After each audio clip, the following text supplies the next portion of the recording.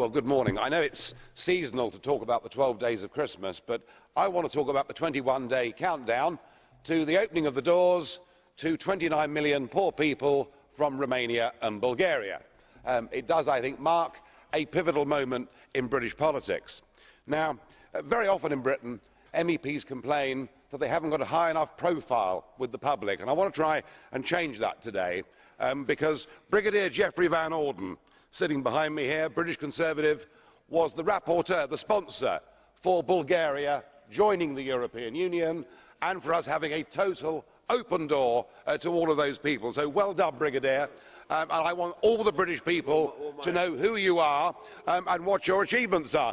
And of course, what free movement means, it means free healthcare, it means free education, it means free access to the benefit system, it means an open door to the criminal gangs and the modern-day Fagins, who will of course benefit from the fact that London is the most successful and wealthy international city in Europe.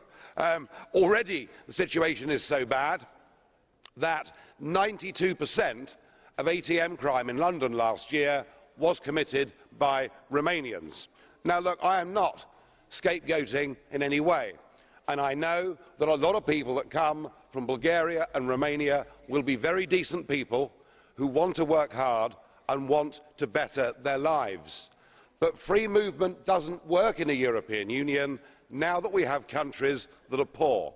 A man that comes from Bucharest and works in London and gets child benefit for the 2 children back home, that child benefit is worth more than he can actually earn doing a menial job in Bucharest.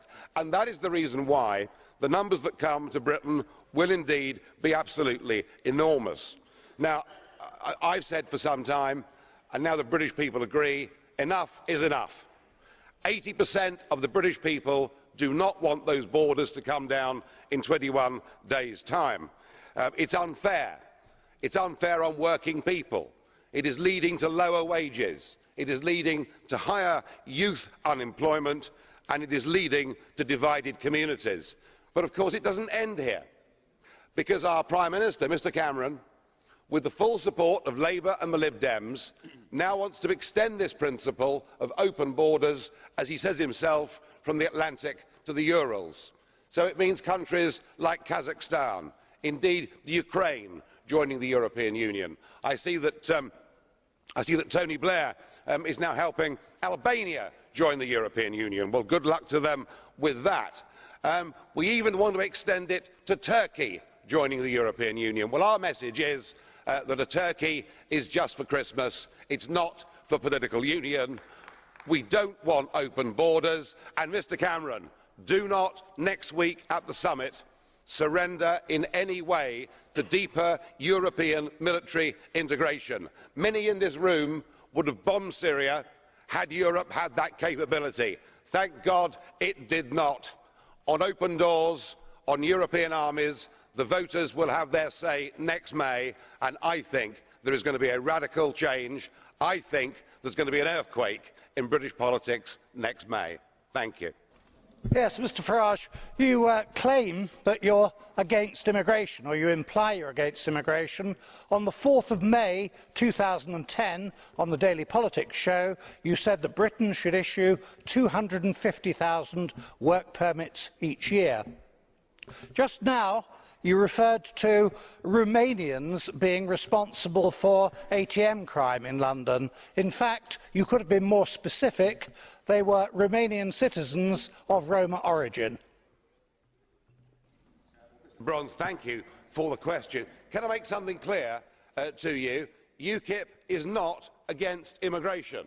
We welcome immigration. We want immigration, but we want an immigration system based, as the Australians do, by saying we want people who've got skills to bring to our country. We don't want people who've got life-threatening diseases.